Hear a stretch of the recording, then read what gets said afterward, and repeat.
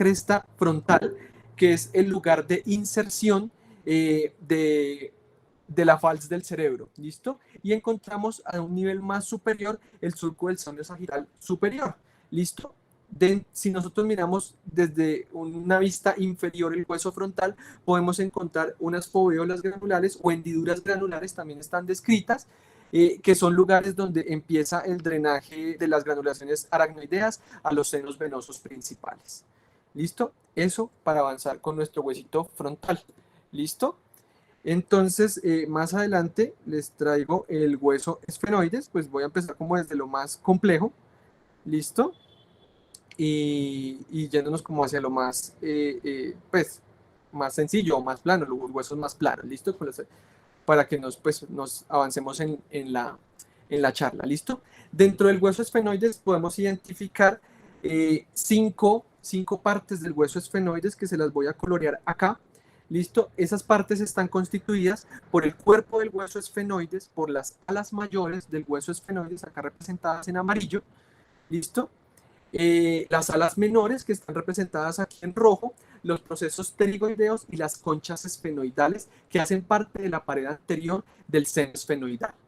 ¿Listo? Dentro de los accidentes óseos que vamos a encontrar en la porción anterior del hueso esfenoides, es que vamos a encontrar acá, esta superficie que es la concha anterior, que hace parte de la pared superior anterior del seno esfenoidal.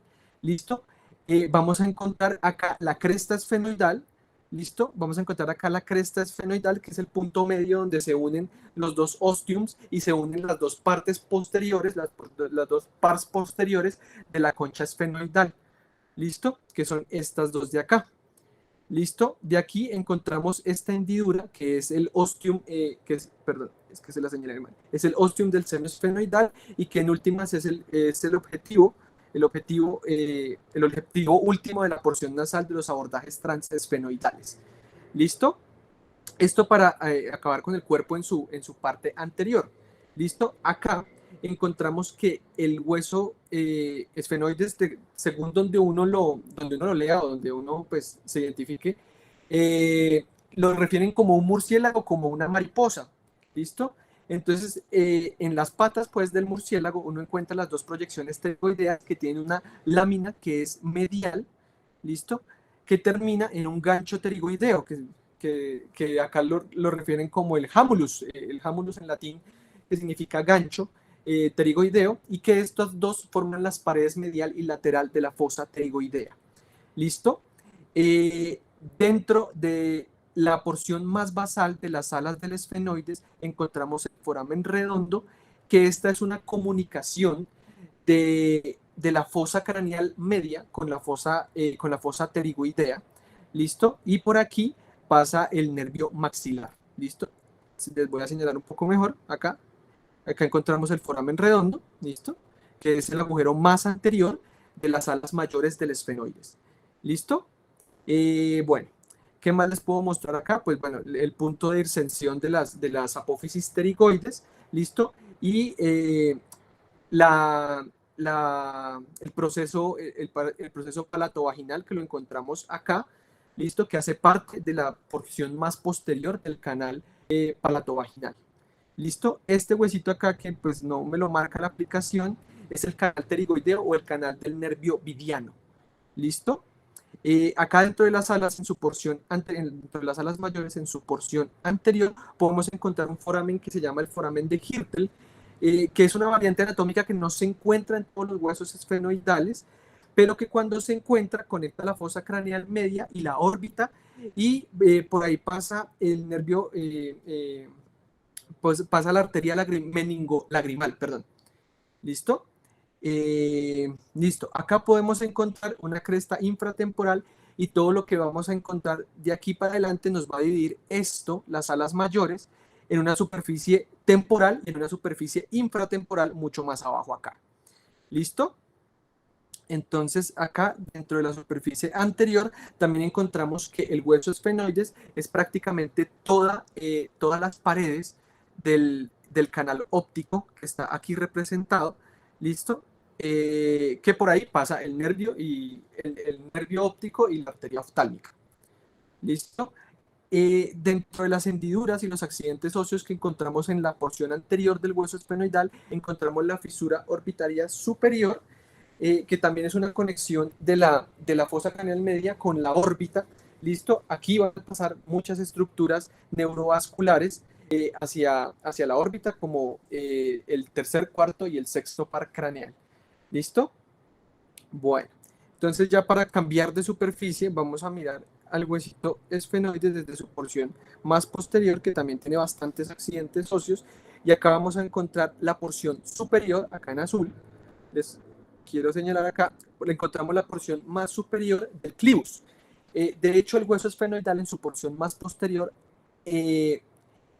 hace parte, o más bien conforma, el tercio superior de todo lo que conocemos como el clivus. ¿Listo? Entonces, porque más hacia posterior, pues vamos a encontrar que se articula con el hueso occipital en su porción basilar. ¿Listo? En las porciones más laterales del dorso de la silla turca, acá encontramos pues la fosa de la silla turca hacia arriba, el dorso de la silla turca acá señalado. ¿Listo? Encontramos las apófisis clinoideas en la porción más lateral. Este dorso celar tiene una forma rectangular. ¿Listo? Que en sus porciones más superolaterales, quiero decir, estas de acá, se llaman las apófisis clinoideas posteriores. ¿Listo? Y en muchas ocasiones se unen con unas apófisis clinoideas medias, que las encontramos acá, que son variantes anatómicas que tampoco se encuentran en todos los cráneos, pero que cuando uno las encuentra pueden confluir todas estas y formar un canal entre la carótida y el hueso y el nervio óptico. ¿Listo? Acá encontramos todas las paredes que componen la fosa de la silla turca, ¿listo? Que hacen parte, pues, de las inserciones del diafragma celar. ¿Listo? Acá encontramos el tubérculo celar acá más arriba, el tubérculo celar acá más arriba, y el surco prequiasmático acá, que es la porción donde confluyen los dos nervios ópticos después de pasar por el canal óptico. ¿Listo? Acá encontramos una superficie plana dentro de la superficie superior del hueso esfenoidal, que corresponde al planum esfenoidal, que es este que les voy a señalar acá. ¿Listo? Otra de las cosas de los accidentes óseos que tenemos que tener en cuenta en el hueso esfenoidal, que es muy importante dentro del abordaje de la base craneal media, es la apófisis clinoidea anterior, que se las estoy señalando aquí. ¿Listo? ¿Qué es importante de la apófisis clinoidea anterior? Pues que acá tiene contacto directamente con la carótida y el nervio óptico, y tiene tres porciones, que se las voy a señalar acá. Una que conecta en su borde más lateral con el ala menor del esfenoides, en su porción más medial, pero en un hueso de una calidad mucho más delgada, vamos a encontrar cómo forma el techo del canal óptico, y en su porción más basal lo vamos a encontrar que hace parte del strut óptico, que es una hendidura ósea mediante cual se afronta el nervio óptico ahí, y hace parte de las tres inserciones de la apófisis clinoidea anterior. Y estas tres inserciones se tienen que tener en cuenta en el momento en el que se va a hacer en cirugía una clinoidectomía anterior, porque es aquí, en esas zonas óseas, que yo tengo que debilitar, pues, para hacer después la movilización de la clinoides. ¿Listo? Entonces, acá les quiero mostrar el surco carotidio, que es por donde asciende después del agujero rasgado anterior, asciende la carótida para formar su porción supraclinoidea y su porción cavernosa. Acá, en esta porción más lateral, estamos en el surco carotidio. ¿Listo? Entonces, ¿qué más quiero apuntarles acá en el hueso esfenoides? Y es que existen estos tres agujeros. Ya les mostré uno, que es el foramen redondo, que está en su porción más anterior, acá, ¿sí? Pero lo que también quiero mostrarles es que existen otros que son más posterolaterales. El más anterior encontramos el foramen oval, ¿listo? Y el foramen espinoso, que es famoso porque pues por ahí asciende la arteria meningea media, ¿listo? Bueno, esto en cuanto al hueso esfenoidal, ¿listo? Y continuamos avanzando dentro. Bueno, entonces lo que les quería mostrar con la diapositiva que les estoy mostrando acá es que la porción más anterior y superior del clivus, pues hace parte del hueso esfenoidal, ¿listo? En la porción más interna, y que el otro está conformado por el hueso occipital, ¿listo? Otro, como les dije, pues que vamos avanzando en la pues más bien de los huesos con más accidentes óseos, pues entonces les voy a mostrar acá el huesito temporal. ¿Listo? El hueso temporal tiene, acá también se los voy a colorear, tiene 4 porciones. Una porción que es escamosa, una porción que es mastoidea, acá representada en rojo, una porción petrosa y una porción timpánica. ¿Listo? La porción escamosa es la porción más superior, es la porción más grande del hueso temporal. Sin embargo, pues es una de las porciones con menos accidentes óseos dentro de la superficie lateral del cráneo. ¿Listo? Entonces, acá les voy a mostrar pues primero la porción petrosa. ¿Listo? Acá encontramos un surco de la arteria temporal. ¿Listo? Acá encontramos la cresta supramastoidea. ¿Listo? La cresta supramastoidea, que es una prolongación de la raíz del proceso cigomático del hueso temporal. ¿Listo?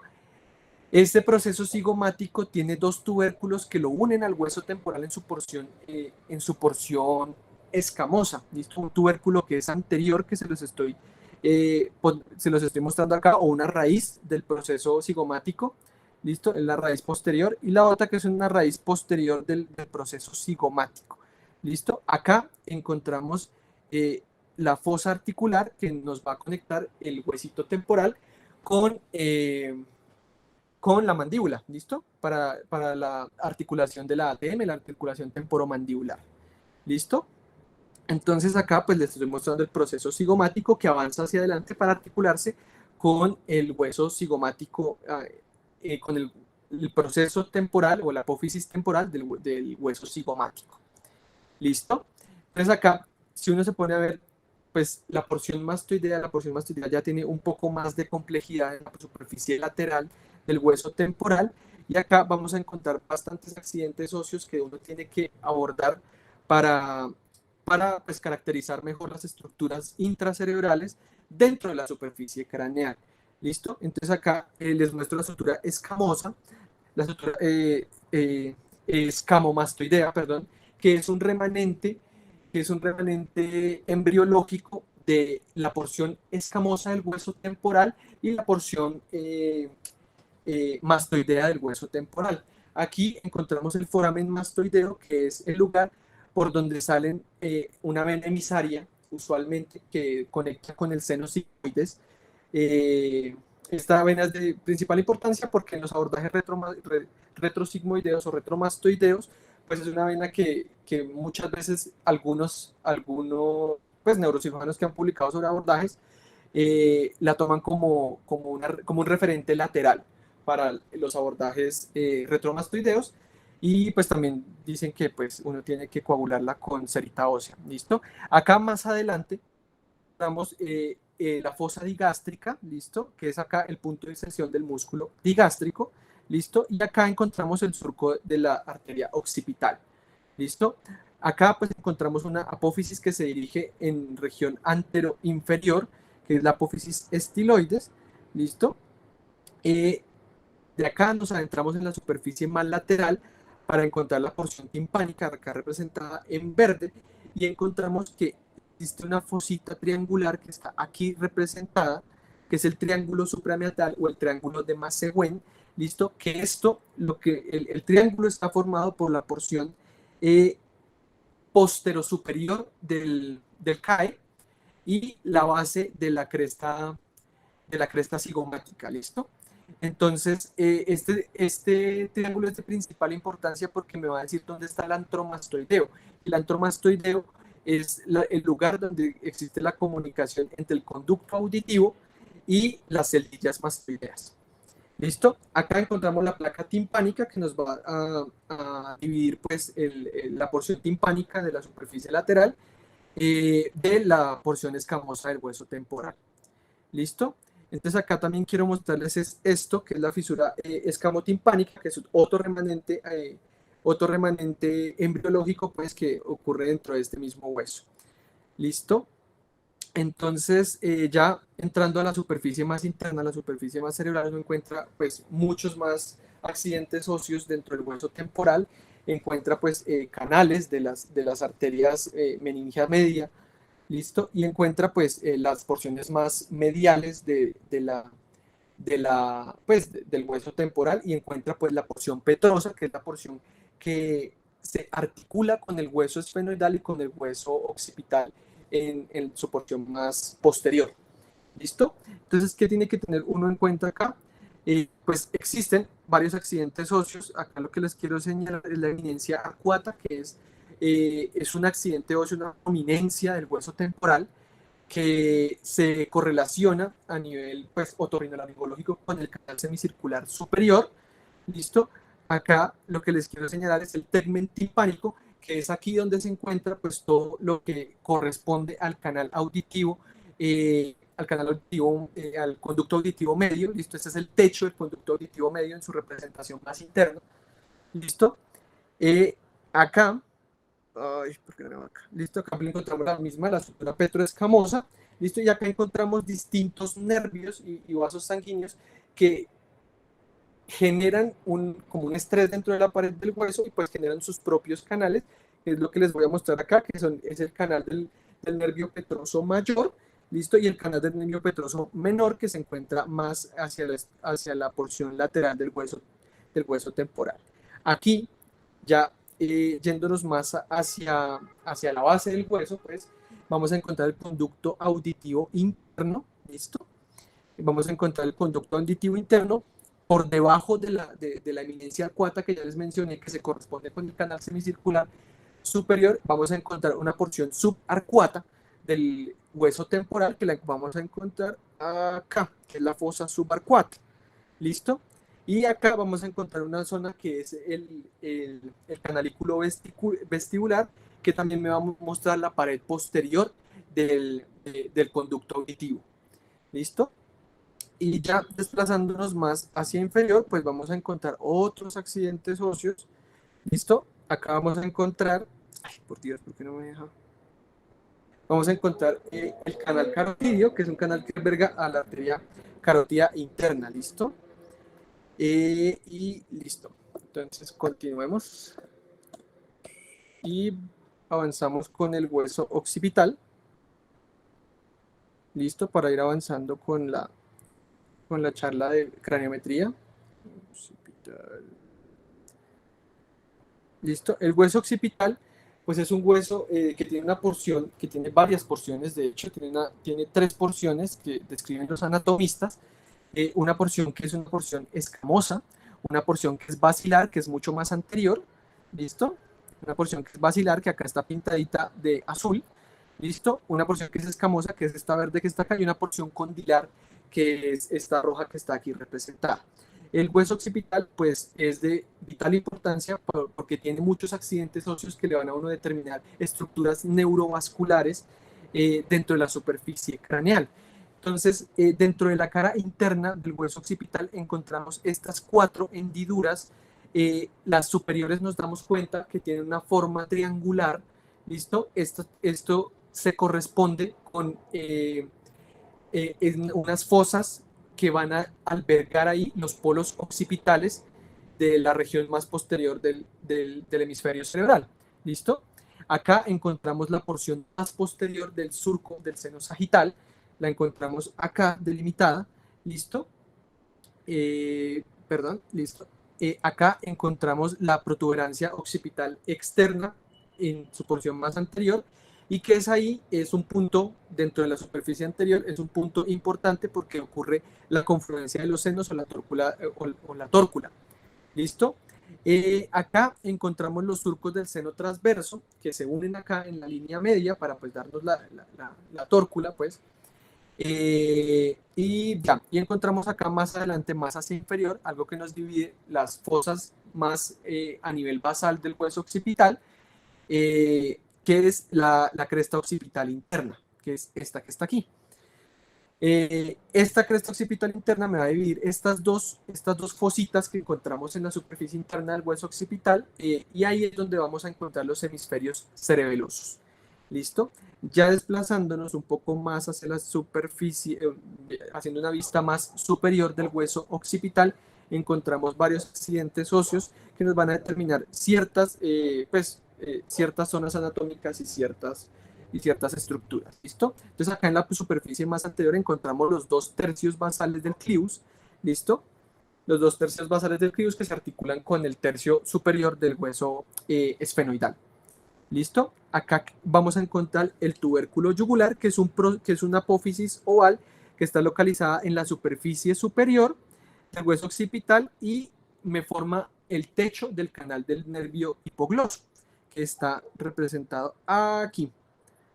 ¿Listo? El canal del nervio hipogloso que sale por la superficie anterior de la unión bulbomedular acá. Perdón, es que no los pude ahí.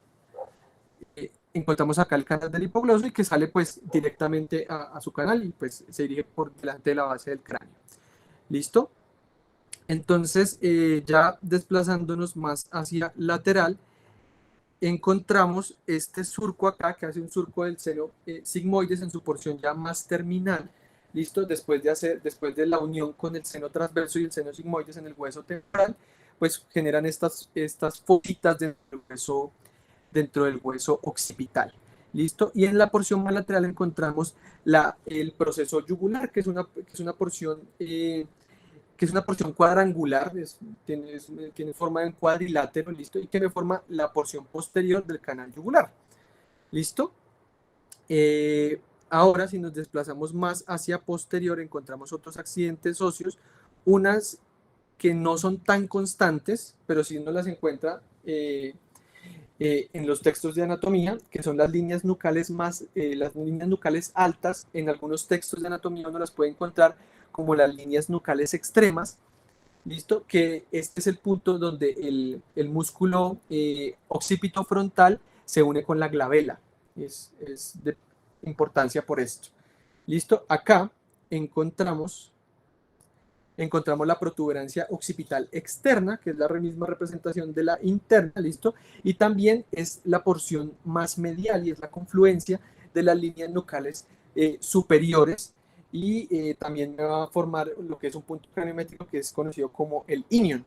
¿Listo? Acá encontramos las líneas nucales superiores que sirven de inserción a los músculos tanto más externos del compartimiento cervical como también los músculos más internos de la unión cráneo-cervical.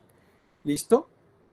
Acá encontramos las líneas nucales inferiores, ¿listo? Que también es otro punto de inserción para los músculos de la unión cráneo-cervical. ¿Listo? Si nos desplazamos más hacia la porción basal del hueso occipital, encontramos pues los cóndilos occipitales que se van a articular con las facetas superiores del atlas. ¿Listo? Acá podemos encontrar una fosa condilar, que es un accidente óseo bastante importante porque nos va a determinar el desplazamiento de las facetas posteriores del atlas y en el momento en el que el paciente se encuentra con la cabeza más extendida, en su ángulo mayor pues de extensión. ¿Listo? Acá lo que les quiero mostrar pues, es el cóndilo occipital, las superficies articulares del cóndilo occipital, y esta parte de acá en la línea media del hueso occipital, que es el tubérculo faríngeo, que es una prominencia ubicada en la línea medio sagital, ¿listo? Y que se va a corresponder con el bastion, con otro punto craniométrico, ¿listo? Y ya, eso en cuanto al huesito occipital. ¿Listo? Entonces acá en la diapositiva lo que le quería mostrarles era que pues no solo los agujeros que muestran intrínsecamente cada hueso, pues, sino que varios huesos forman distintas hendiduras por las cuales también pasan estructuras vasculares, como por ejemplo entre el occipital entre el occipital y el esfenoides encontramos pues el foramen yugular. ¿Listo? Entonces avancemos con el hueso occipital, con el hueso parietal, perdón. Listo. Entonces el hueso parietal es uno de los huesos planos de la superficie craneana. No tiene pues mayores accidentes óseos. ¿Listo? Tiene una superficie lateral y una superficie medial. Tiene una composición más o menos cuadrangular. ¿Listo? Y sus principales ángulos se van a articular en articulaciones de tipo sinartrosis, en la línea media, en la sutura coronal, en la sutura lambdoidea, acá más posterior, y en la sutura parietoescamosa, perdón. ¿Listo? Entonces, dentro de los accidentes óseos que podemos encontrar en el hueso parietal está la eminencia o tuberosidad parietal. ¿Listo? Que es el punto más prominente de la superficie parietal. ¿Listo? Como les había hablado en hueso frontal, estas líneas temporales que ocurren, más bien que confluyen en la porción temporal del hueso frontal, tienen su representación acá, precisamente en el hueso parietal. ¿Listo? Y este es un accidente óseo de bastante importancia, porque es aquí donde se une la fascia y la inserción del músculo temporal. ¿Listo? Y acá encontramos pues, la línea temporal inferior. ¿Listo? Dentro de los accidentes óseos internos, pues encontramos que la mayoría de los accidentes óseos internos pues hacen parte de las estructuras vasculares que discurren en la cara interna del hueso parietal, que pues, son el surco del seno longitudinal superior y las ramas parietales y frontotemporales, perdón, de la arteria meningia media. ¿Listo? Entonces, listo. Ya, como les dije, solo voy a hablar de bóveda craneana y algo de base de cráneo. Entonces, pues, quiero avanzar con los puntos craniométricos, que son puntos de particular importancia dentro del punto de abordaje de las patologías quirúrgicas. ¿Listo? Entonces, pues como ustedes ven acá en la aplicación, les estoy dando, pues existen un montón, ¿listo? Pero pues muchos de estos puntos craniométricos tienen utilidad más que todo en procesos de medicina legal, de antropología, y la verdad pues solo voy a ahondar en los puntos craniométricos pues que nos competen a nosotros como especialidad en neurocirugía, ¿listo? Entonces lo primero que les quiero mostrar acá es el bregma, ¿listo? El bregma es, por eso no les había hablado de suturas, porque voy a hablarles de suturas en esta parte de la charla, ¿listo? Entonces el bregma es el punto de la confluencia de la sutura coronal, que es la sutura que me va a articular el hueso frontal con los dos huesos parietales a cada lado, ¿sí? Esta es la sutura coronal, la que encontramos acá. Acá que me hace como la parte más superior de una T, esta es la sutura coronal, y es donde es el punto de confluencia, pues, de la sutura sagital, que es la que me va a unir los dos huesos parietales acá, es el punto de confluencia entre la sutura coronal y la sutura sagital. ¿Listo? Entonces, ¿por qué es un punto importante desde el punto de vista neuroquirúrgico? Entonces, acá, si uno pues, aborda desde los niños, este es el punto en el cual uno localiza la fontanela anterior, ¿listo? Más bien, que forma realmente la articulación entre los 11 y los 18 meses de vida del paciente, ¿listo? Y otra de las cosas es porque es un punto localizador del punto rolándico superior. Este punto rolándico superior me va a definir el punto en el que el surco central, que ya habíamos visto en la charla pasada, el surco central va a irrumpir en la cisura interhemisférica. ¿Listo? A 5 centímetros del bregma hacia posterior encuentro yo ese punto rolándico superior. ¿Listo? El lambda, que es otro de los puntos craniométricos que les voy a mencionar, el lambda es el punto en el cual la sutura sagital se une a la sutura lambdoidea, que es la sutura que me va a unir la porción la más posterior de los huesos parietales. ¿Listo? Que están acá representadas las dos, la sutura lambdoidea, y en el momento en el que irrumpe la sutura sagital, esa intersección la conocemos con el punto craniométrico lambda. ¿Listo? En este punto es de particular importancia porque aquí puedo localizar en la superficie cerebral, puedo encontrar el surco parieto-occipital. ¿Listo? Continuamos. Entonces, otro de los puntos que les voy a mencionar es el asterion. El asterion es el punto de confluencia de 3 suturas del cráneo bien importantes. ¿Listo? Una es la sutura occipitomastoidea, ¿listo? Que es esta de acá, esta que forman estos dos huesitos acá. ¿Listo? La sutura occipitomastoidea, la sutura parietomastoidea, que es esta hendidura pequeñita de acá, y el otro es la sutura lambdoidea acá, que está entre estos dos huesitos. ¿Listo? Este es el asterion y es un punto craniométrico bastante importante dentro de los abordajes de la fosa posterior, y es porque aquí delimita en el momento en el que el seno transverso se convierte en senos sigmoides. ¿Listo? Y también es mi punto límite, superior para realización de una craniectomía o una craniotomía en un abordaje retrosigmoideo. ¿Listo? Otro punto de los que les voy a hablar es el nasion. El nasion está aquí y es un punto craniométrico que se utiliza en neurocirugía para, delimitar la línea media, prácticamente. Uno encuentra en la literatura que el nasion está descrito más para apuntar en los abordajes en la superficie craneal, para abordar hacia dónde yo debo dirigirme si estoy buscando el cuerpo calloso. ¿Listo? El otro de los puntos que les mencioné, que es bien prominente dentro de los arcos supraciliares del hueso frontal, es la glabela, que la encontramos acá. ¿Listo? Esta, como les había mencionado, pues demarca el inicio del seno frontal. Otra de las particularidades que uno encuentra dentro de la literatura es que estos arcos superciliares, muchas veces algunos anatomistas los describieron como que demarcaban la extensión lateral de los senos frontales, pero después esto pues se rebatió. ¿Listo? Y para eso nos sirve la glabela. ¿Listo? El vértex es el punto más alto del cráneo. ¿Listo? Este es el punto más alto del cráneo. Se encuentra en un punto medio entre el lambda y el bregma. Recordemos que el bregma es el punto de confluencia de la sagital y la coronal. El lambda es el de la sutura lambdoidea y la misma sutura sagital. ¿Listo? El vértex se encuentra también dentro del punto más alto de la sutura sagital. ¿Listo? Otro de los puntos importantes que uno tiene que tener en cuenta en neurocirugía es el Stephanion. Este punto es de una importancia primordial porque nos va a decir dónde hay estructuras cerebrales a nivel, después de que yo hago el retiro de la porción ósea de nuestro abordaje. ¿Listo? Entonces este punto es bastante importante. Es el punto de unión entre la línea temporal superior, que se proyecta desde acá, desde el hueso frontal, ¿listo?, a la sutura coronal. Es ese punto de unión entre la línea temporal superior y la sutura coronal. ¿Listo? Como les había mencionado, marca la inserción de la fascia y el músculo temporal.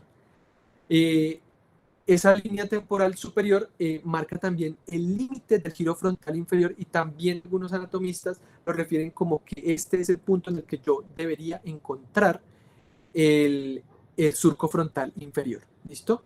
Aquí es el punto que uno tiene que tener en cuenta en los abordajes cuando uno está buscando el área de Broca. ¿Listo? Otro punto cranométrico que se encuentra ya en el hueso parietal es el eurion. El eurion es la prominencia parietal prácticamente. ¿Listo? Algunos anatomistas lo refieren como el punto en el cual se une la porción más alta del hueso como una línea transversa que une el punto más alto del hueso temporal, trazando otra línea desde los forámenes parietales, pero pues la verdad me parece un poco más sencillo ubicarlo dentro de la prominencia, dentro de la tuberosidad parietal y la eminencia parietal. ¿Listo? Este surco es importante porque aquí, si yo retiro el hueso, voy a encontrar el giro supramarginal. ¿Listo? Y la porción más posterior de la fisura de Sylvius. Este punto es importante porque lo encuentro 2 centímetros más alto del surco de Jensen, que por cierto se me olvidó mencionárselos en la charla de ayer. El surco de Jensen es el que me delimita el giro supramarginal del giro angular. El ovarion es un punto craniométrico que la verdad pues uno lo encuentra dentro de los textos. Es muy variable, no es un punto que se encuentre en todos los textos de anatomía ni en todos los cráneos dentro de los estudios cadavéricos, pero pues es un punto que está escrito, entonces se los voy a mostrar acá. Es el punto de unión entre la sutura sagital y los forámenes, parietales. ¿Listo? Pues como les digo, no es de gran utilidad para el abordaje de patologías a nivel de esta zona, porque pues no es un punto muy variable. ¿Listo? El otro que les voy a mencionar es el opistocráneo, que ese se ve más en la región más lateral, ¿listo? Y es el punto más posterior del cráneo. ¿Listo? Es el punto más posterior del cráneo. Se corresponde también con la protuberancia occipital externa. perdón, es el punto más posterior del hueso occipital. ¿Listo? Aquí, si yo hago una craneotomía en este punto, que es el opistocráneo, voy a encontrar la fisura calcarina y la cuña del hueso occipital, y por eso este punto es de vital importancia para los abordajes de la patología en esta zona. El otro, más hacia abajo, en la línea media, encontramos el inion, ¿listo? Que es la misma protuberancia occipital externa, ¿sí? Se encuentra directamente sobre la tórcula, que es, recordemos que es la unión del seno sagital superior con los senos transversos, ¿listo? Se encuentra literalmente directamente desde la tórcula, sirve de inserción medial para el músculo trapecio, y si yo trazo una línea entre el inion y el asterion acá, voy a encontrar el trayecto de la pared inferior del seno transverso. Listo. Entonces, ya voy a dejar de transmitir desde el celular y ya me voy a ir un poco más hacia la presentación. ¿Listo? Entonces, bueno, ¿qué les quiero mostrar yo acá? Entonces, bueno, esos son los puntos craniométricos que uno tiene que tener en cuenta en el momento de hacer una craniotomía a nivel de la bóveda craneana. ¿Listo? Entonces, les voy a hablar del punto silviano anterior. Ese punto silviano anterior, si vemos acá la aplicación, lo voy a encontrar yo con unas correspondencias óseas, y ese lo voy a encontrar yo acá. Voy a quitar acá los puntos craniométricos. Lo voy a encontrar acá entre la unión de la escama del hueso temporal con el ala mayor del esfenoides en la sutura esfenoescamosa. ¿Listo? Ese punto que une la escama del hueso temporal en su porción más anterior y el ala mayor del esfenoides lo voy a encontrar ahí. Esa es su representación craneal. ¿Listo? A nivel cortical, que quiero decir es cuando yo retiro el hueso acá, ¿sí? A nivel cortical, que si yo retiro el hueso acá, voy a encontrar el nacimiento del ramo ascendente. Ya se los voy a mostrar aquí. Espérenme, retiro acá el hueso parietal. ¿Listo? Acá pues encontramos la dura madre. ¿Listo? Voy a encontrar el ramo ascendente del hueso temporal. Del ramo ascendente anterior, perdón, y el ramo horizontal de la fisura silviana. ¿Listo? Las vamos a encontrar acá y que forman este ápex de esta pars triangularis que encontramos acá en forma como de una M, que la parte más anterior, como les decía ayer, es la porción, es la pars orbitalis, la pars triangularis, y la más posterior es la pars opercularis. ¿Listo? Esto también me va a mostrar el ápex del giro frontal inferior, que es lo que yo les quería hablar en su pars triangularis, y a nivel craneal lo podemos identificar como la unión que ya les mencioné de la escama del temporal y la unión del ala mayor del esfenoides. ¿Listo? Este punto es de particular importancia porque aquí es el espacio subaracnoideo más amplio que uno puede encontrar dentro de la fisura silviana, y es donde debería iniciar la disección del valle silviano atraumática. ¿Listo? Otro punto, que es el punto rolándico inferior. Los puntos rolándicos sirven para delimitar el área. Espérenme, ya les muestro acá. El área donde se encuentra el surco central. ¿Listo? Entonces, se los voy a mostrar acá. Hay distintas formas de determinar dónde se encuentran estos puntos rolándicos. De hecho, en el libro de Roton, uno encuentra que el punto rolándico inferior uno lo puede encontrar aquí, dentro de la mitad superior, en la porción más alta del hueso cigomático. Si yo trazo una línea en el punto 50 más 2, encuentro el punto rolándico inferior. ¿Listo? También lo podemos encontrar como se lo describo aquí en las diapositivas, que es, encontramos entre la depresión preauricular, acá, ¿sí? Y el punto más alto de la sutura escamosa, que sería acá. ¿Listo? Entonces, en este punto rolándico inferior también yo puedo determinar, como es la parte más inferior del surco central y directamente se enfrenta con las circunvoluciones transversas, también yo puedo encontrar el giro de Heschel, que se corresponde con el área auditiva primaria. ¿Listo? El punto rolándico superior, que es lo que me va a decir en qué momento el surco central, aquí representado, va a irrumpir dentro de la cisura interhemisférica. Lo encuentro utilizando el bregma, 5 centímetros posterior al bregma. ¿Listo? Si yo lo relaciono acá, ¿listo? Acá tendríamos el bregma y 5 centímetros más acá encontramos el surco central. ¿Listo? Si yo avanzo más hacia la profundidad de ese surco, podemos encontrar la cisterna cuadrigémina y también es un punto que me puede servir para abordar patologías en esta zona del cerebro. ¿Listo? El otro punto es otro punto que se encuentra entre el surco frontal superior y el surco frontal precentral, que es lo que se corresponde con la T superior.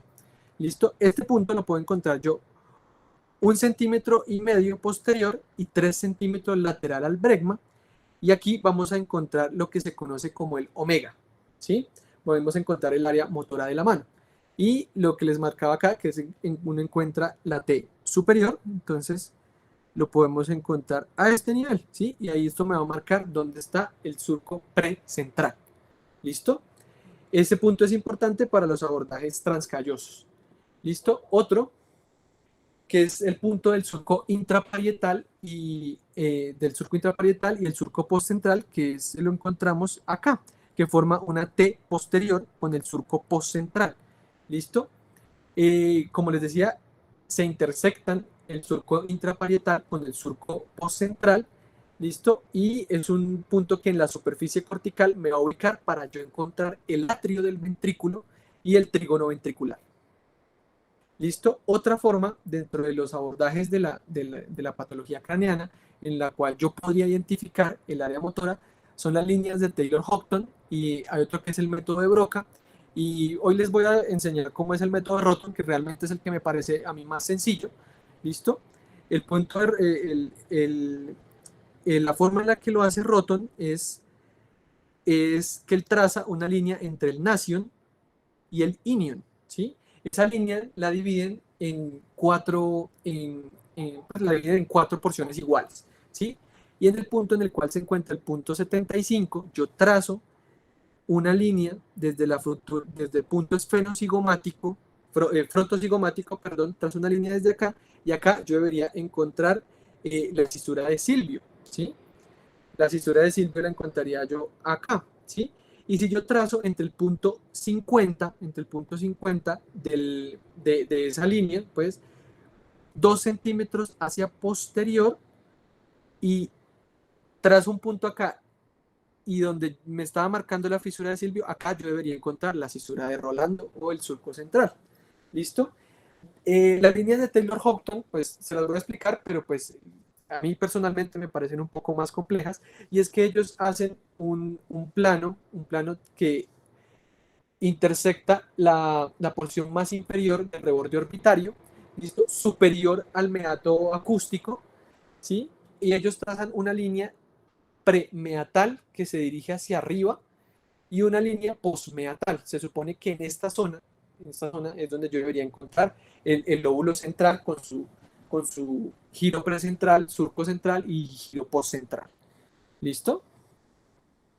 Bueno, lo que quería mostrarles acá, pues es los mismos, es que esta era la diapositiva era una cuestión de emergencia, por si no podía proyectarles la aplicación. Entonces lo que quiero mostrarles acá, pues listo. Entonces es ya abordar las posiciones del paciente neuroquirúrgico. Denme un segundito y ya les tengo acá, que estas sí las voy a únicamente presentar desde el computador. Listo, las posiciones más frecuentes en el paciente quirúrgico, lo que se tiene que velar es por arrancar con la posición más anatómicamente posible, ¿listo? Siempre se tienen que evitar las posiciones de hiperflexión, hiperextensión y las zonas de presión, ¿listo? Entonces, los principios básicos de la posición en el paciente neuroquirúrgico es evitar lesiones asociadas al acto quirúrgico, la comodidad del equipo quirúrgico, optimizar una sala de cirugía para el fácil abordaje de la patología del paciente. ¿Listo? Una de las principales cosas que uno tiene que tener en cuenta es el posicionamiento de la cabeza, y uno de los principales errores, según reporta el libro de Víctor García, es la hiperflexión.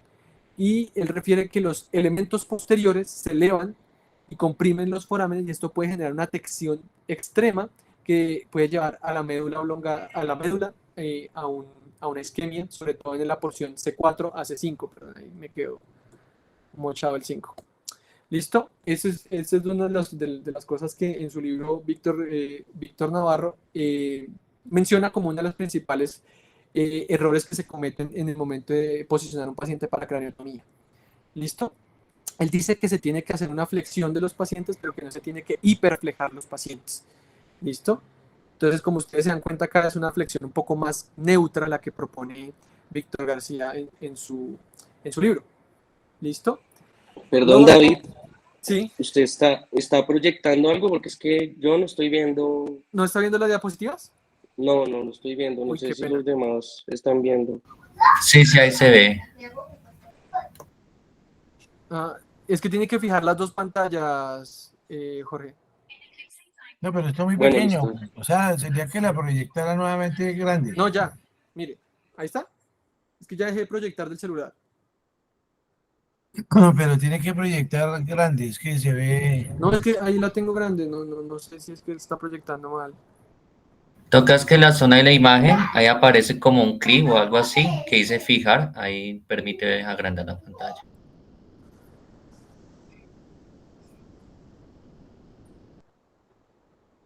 O sea, ¿Listo? se ve, está se ven 9 cuadros Espéreme, ya. y Entonces, solo uno muestra la imagen. listo, un momento, ya les cuadro eso.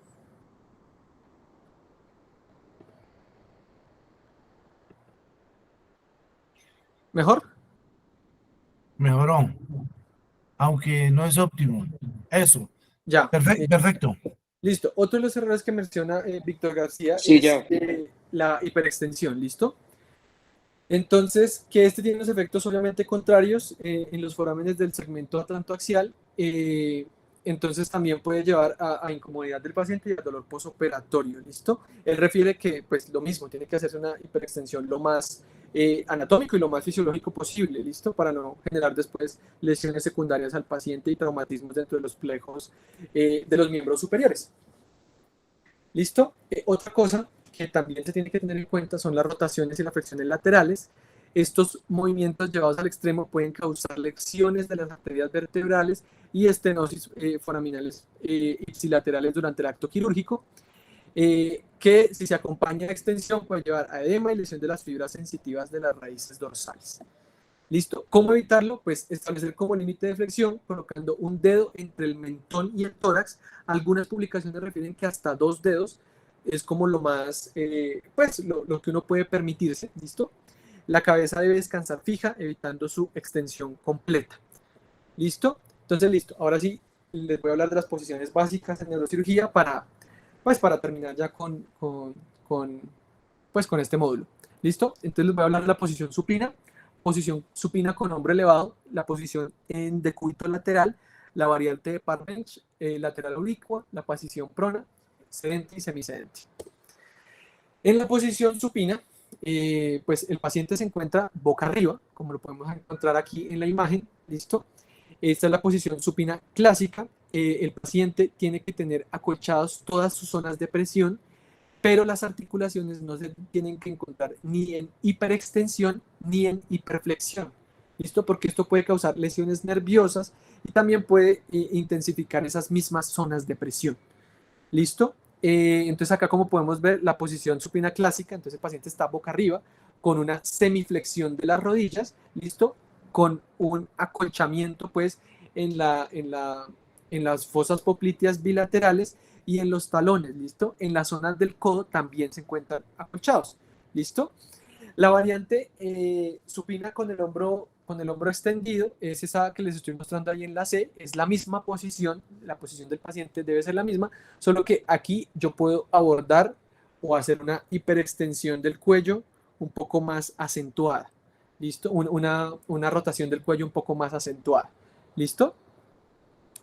La otra es esta misma posición supina, esta es la forma en la que uno tiene que acomodar la camilla de anestesia para, pues, para que el paciente quede en una posición óptima y como les digo, pues ninguna de las articulaciones quede hiperextendida o hiperflejada. ¿Listo? La otra es la posición lateral. Esta posición es útil en pacientes con poco cuello móvil. ¿Listo? Se gira el paciente en decúbito lateral, sea derecho o izquierdo, ¿sí? Manteniendo el brazo pegado al cuerpo. En esta posición se coloca un rollo acoginado entre la mesa y la axila y la región costal permitiendo el flujo sanguíneo hacia esta misma extremidad y evitando lesiones del plejo braquial. Esto es una de las lesiones que más se puede presentar en esta posición y ya les voy a mostrar una imagen. En esta posición se debe acoginar la espalda para brindar estabilidad a la posición, ¿listo?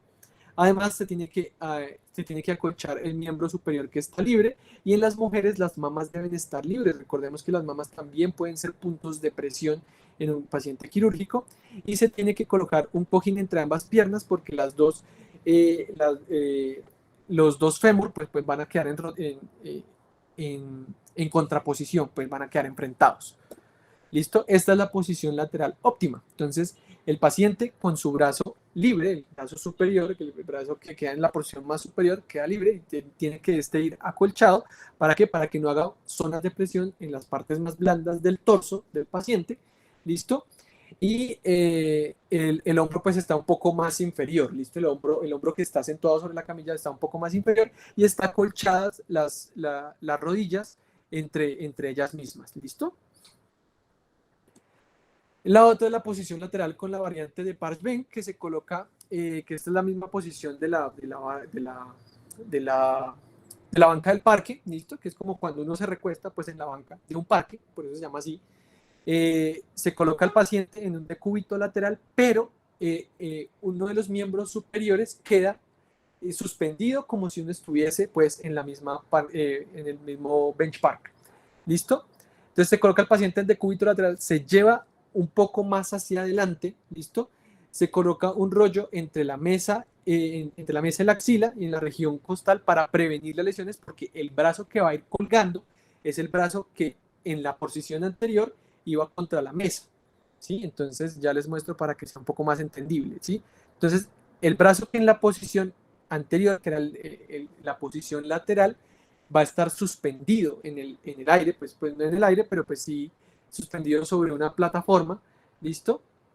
Y otra de las variantes de la posición acá es que muchas veces algunas personas lo que hacen es que extienden el miembro que está contra la mesa y flejan el miembro que está superior, ¿listo? Esta es una de las variantes que uno puede encontrar en el Parche-Benck. Otra de las posiciones es la posición 3/4 plono, que es el paciente en decúbito lateral estándar. Se le coloca un cojín en la axila y en el tronco libres, evitando la restricción ventilatoria, y el músculo de bajo se extiende, el muslo de bajo se extiende, como les había mencionado en la otra variante del Parbench, y el músculo libre queda semiflexionado. ¿Listo? Aquí es importante que uno tenga los puntos de presión de la cadera, los tenga acolchados obviamente, y un cojín entre las dos extremidades, pues para que entre ellas mismas no se hagan zona de presión. ¿Listo? Y esta es la posición 3/4 prono. Se considera 3/4 plono porque el paciente está prácticamente tiene un giro de 75%, pues de 75%, ¿listo? Sobre la camilla. ¿Listo? La otra posición es la posición en decúbito ventral, que es el paciente se apoya sobre la cara ventral del tórax, del abdomen y los miembros inferiores. Para esto, la mesa debe contar con unos cojines de soporte que van desde las clavículas, que también ejercen presión ahí, hasta las crestas ilíacas. ¿Listo? La otra es la posición prona clásica, que es el paciente que se está boca abajo. ¿Listo? El paciente reposa sobre la cara ventral del tronco. Se colocan unas braceras que no tienen que ir con los brazos abducidos a menos de 90 grados, ¿listo? Para que sea una posición un poco más de descanso del paciente. Y los codos tienen que ir flexionados sobre estas braceras, ¿sí? Acá lo encontramos en la posición marcada con la letra A. ¿Listo? Lo otro es la posición prona, que podemos encontrar también acá, que pues en algunos abordajes más emergentes uno puede utilizar esta posición prona. ¿Listo? Y la otra es la posición tipo Concord, que es una posición en la cual no se vela porque el paciente tenga la columna torácica flejada, sino más extendida, pero con una extensión del cuello pues marcada y que esté superior al tórax. ¿Listo? La posición prona tipo Concord, que es la que les voy a hablar, es una variante de la prono clásica. ¿Listo? Pero lo que les digo, la columna toracolumbar se encuentra extendida y la cabeza siempre está más arriba del tórax para favorecer el flujo venoso. ¿Listo? Y se rota la cabeza 45 grados hacia ipsilateral a la lesión que voy a intervenir. ¿Listo? Esta es la posición prona tipo Concord. ¿Listo? Como podemos ver acá, pues se extiende un poco más la columna toracolumbar y la altura de la cabeza, aunque este paciente pues es gordito, la altura de la cabeza pues está sobre el tórax. ¿Listo? La otra es la posición sedente o tipo Fowler, que permite abordajes a la fosa posterior, usualmente los supracerebrosos o los infratentoriales. Esta posición es una posición que es más óptima porque el sangrado no limita la exposición del campo quirúrgico, pero está contraindicado en los pacientes con derivación ventriculoperitoneal o shunt, ¿listo? Porque ya van a ver por qué. ¿Listo? Entonces en esta posición el paciente se debe acoginar con un énfasis en la región glútea porque el paciente va a estar sentado, ¿listo? Y para también proteger las praxias del nervio ciático, ¿listo? Aquí se debe acoginar debajo de las rodillas como en las otras posiciones porque el paciente va a estar sentado, pero también va a estar semiflejada las rodillas, ¿listo? Se eleva siempre la porción torácica de la mesa hasta que la segunda vértebra torácica sea el límite superior que toque la cama, ¿listo? Esta es la posición semisedente, ¿listo? Entonces, como les decía acá, uno tiene que acolchar más la región lumbosacra para evitar zonas de presión en esta zona, ¿listo? Y entonces acá, pues, el sangrado no es una, no es una contraindicación porque todo el sangrado dentro del campo quirúrgico va a caer, por los hombros del paciente. Y eso es todo. Bueno, muy bien, muchas gracias, David. Una charla muy extensa. No era, Ese, no era necesario tan extenso porque a veces se agota el auditorio. Pero muy buena, muy buena. Muy chévere todo, la anatomía ósea, que también no era necesario, bueno, pero muy bien la parte de los puntos craniométricos, el terio, el monasterio, todos los que usted mencionó que nos ayudan a ubicar exactamente con bastante precisión a qué corresponde cada punto internamente. Entonces, como lo decía yo ayer, la idea es que no tengamos que usar navegador a toda hora, como actualmente algunos colegas pretenden que toda cirugía requiere neuronavegación. Entonces, hasta para hematomas sudurales. Entonces, es increíble. Y además los costos que conlleva todo eso, ¿no? Ustedes saben que una navegación, las empresas cobran 4 o 5 millones de pesos por traer el aparato para usarlo, para hacer cirugías que realmente, para mi opinión, las que son superficiales, no son necesarias, a no ser que uno quisiera hacer demasiado una preparación muy pequeñita o una biopsia estereotáxica. Bueno, eso sí ya es otro término de los procedimientos.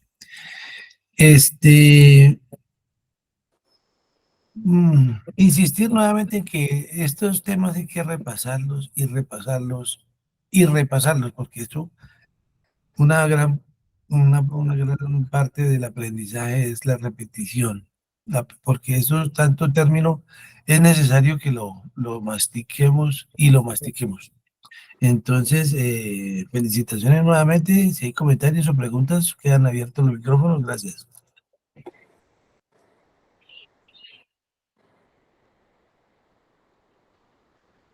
creo que ya todos están cansados, profe.